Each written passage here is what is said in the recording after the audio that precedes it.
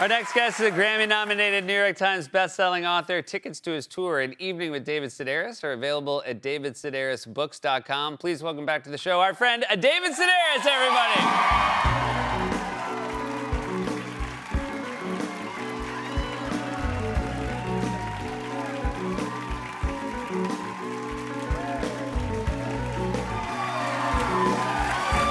Welcome back, David. Thank you so much. I am so excited because we mentioned that the last time you were here, you wore shoes, the likes of which I'd never seen before, which had basically two toes. And here's a better photo to let people know. And we were worried that when you came tonight, you would have less interesting shoes. No. And you delivered. Well, see, when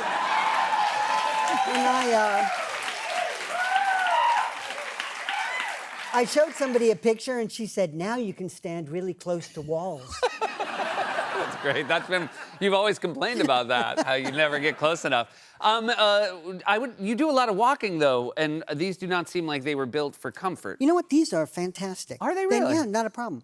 I have bunions, so I need a wide, soft shoe. Sure. And no, these aren't hard to walk in at all. So ultimately, you've had no downside from the fact that you were one of New York's great pedestrians. Well, my feet, I mean, because I never learned to drive a car, so Yeah. I've been walking all my life, everywhere. So my feet are really, really hideously ugly. And I went, my sister Amy took me for a pedicure, and I said, oh, I can't because I would be too embarrassed. And she said, no, they've seen it all. One of my toenails came off in her hand. In her hand? And I said, oh, no. I said, they come off all the time. And it's true. Like, I'll take a sock off, and there'll be something hard in it. And damn it. It's because I walk so much. My toenails are black, and they just fall off like It's like, for her, it was like giving a foot massage to a zombie. And they're like, oh, an ear? I shouldn't have an ear. Obviously, you live in London, you spend a lot of time in New York, but when you do your book tour, you go all over this great country. And how do people react to your fashion in maybe places that are a little bit less fashion forward? Well, I always thought, if you're going to be in front of an audience, Yes. and I just read out loud, so it's really boring. So I thought, I always dressed up when I did this. I mean, when I started off in the 80s, I would wear a tie. It just would change, show the audience I cared, Right. And then I just got kind of more and more, I don't know, outlandish, I guess. And so then I was in Traverse City, Michigan, and coming down in the elevator in a crummy hotel. And these two women get on and they say, let me guess, Halloween? And I said, I'm the best dressed person in this elevator. And I just sounded so pathetic. And then last week I was in Ireland and somebody came and said, let me guess. It's a let me guess thing. Yeah. Let me guess. The circus left town and left you behind. Oh, my God. And that's okay, right? To wear Comme des Garçons clothing, this is what I'm geeked out in tonight. All you need is confidence, and you can pull it off. And that doesn't, Right. but that doesn't alter my confidence one bit. But they started inviting me to the fashion shows in Paris, right? Oh, wow. To the Comme des Garçons show. And I met a guy there who's a stylist who knows about clothes. And I said something that set him off. And he said, what are you wearing? And I told him, and he said, you know who you dress like? Mrs. Doubtfire. And I still haven't recovered. I look in the mirror and I see Mrs. Doubtfire now. Shake that off. You've got to shake that off right away. What about when people come to a book signing? Are you judging them for the way they dress at a fair like that? I said, the thing is, have you been to a Broadway show lately? Yeah. It's kind of, Broadway, you're paying $300 for a ticket. Yeah. So to me, I don't know, I would get dressed up for a thing like that. Anything you can do to make the price point make more sense to you. Yeah. That's what I mean. I would dress up just to be because if I wear a T-shirt to a Broadway show, I'm like, I paid $300 for something that let me wear a T-shirt. Right. Yeah. But so I dressed up for things like that. But like I said to somebody who came to get a book signed, I said, are you wearing a bathing suit? And he said, yeah, I guess I am. And it was just a bathing suit. And he didn't. He wasn't sure. Well, because most guys, Yeah. if you say, don't look down, what are you wearing? Right. They don't. They have no idea. Yeah. They have to remember, was I in a pool earlier? So be honest, because I used to dress up, wear a suit and tie, and post-COVID, I don't. So is it okay? Well, I noticed that. I noticed I noticed during COVID you Yeah. stopped, but you look like you dress like a Sunday school teacher. Okay. I think Yeah. like a modern Sunday school teacher. Thank you. Like in the past, you would have a tie on and a jacket, Yeah. but now you're more relaxed. Yeah, because I'm talking to the kids about our Lord, and I'm Yeah. like, hey, I'm not some stiff guy. But I don't say that in a bad way at all. No, I'm okay with I it. think modern Sunday school teacher is a good look. Yeah, thank you. It's no Mrs. Doubtfire, but it's something. How's England? How do people react to your fashion in England? I British people, like we lived in France for a while, and in France, I feel like in Paris anyway, people dress correct. They look pretty great, but it's correct. Whereas in England, people will just take a chance, even more than New York. Like I saw a guy wearing shorts, and he had those garters that hold your socks up. Oh, wow. But he didn't have any socks on. He just had the garters, and they were Wow. just flapping.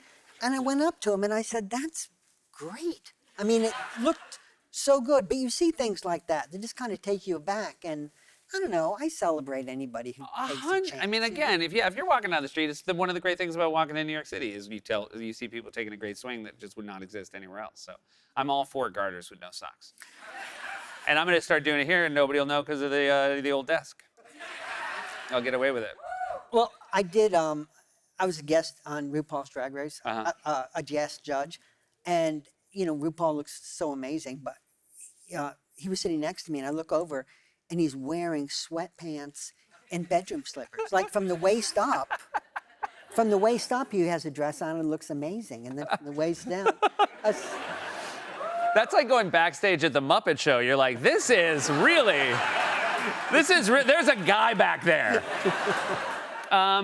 You got to be one of the many comedians who got to go to the Vatican and meet the Pope. You got to meet Pope Francis. And so I'm wondering, is that something where you put some thought into how you're going to dress? Well, the Pope wanted to meet with like 100 comedians from around the world and humor writers and stuff. And so everybody there was going to make a bit out of it. I mean, you just knew. So I thought, what would my angle be? And so my angle was the clothing. Yeah. Because the Pope was really the worst dressed. I mean, of the clergy, like some of the outfits that those people wear, are amazing. Totally. So afterwards, I went to Gamarelli, which is a place that's been dressing the Pope for like 400 years, and I bought the whole outfit. They'll sell Pope clothes to non-popes? Yeah. It takes 9 months to have one made. Really? But they had one that was sitting around. Maybe the guy had been sent to prison or something who had been made for it. And There's a half off, and you're like, why is it half off? They're like, we can't tell you. but I wore it on stage one night, and the lights were hot, so I was trying to unbutton it, and it's 33 buttons, and each button represents a year of Christ's life, and it leaves you wishing he'd been crucified at 12. It's just too much. That's too many buttons. Too much work. I mean, God love you, but come on, that's too many buttons. All right, so I want to ask about this because you've done a great amount of writing for The New Yorker. The New Yorker is famous for their fact checkers, and I don't know why it never occurred to me, but of course they would also fact check your, because you're telling real stories. It's not fiction, and so you've had to deal with fact checkers over the years. And they wrote an article about the New Yorker fact checkers, and you had a great quote about what it was like to be fact checked by these people who really just comb over every single detail you put on the page. Every detail, every single thing. That's why it drives me crazy when people say, how much of that is true? It's like, clearly they've never been through a New York fact check. And so the magazine just turned 100, so they did an article about fact checking. So they interviewed me, and I said being fact checked by the New Yorker is like being up the ass with a hot thermos, okay? So they took that quote to my fact checker who had worked on my last, and the fact checker said, if the thermos was doing its job, it wouldn't be hot.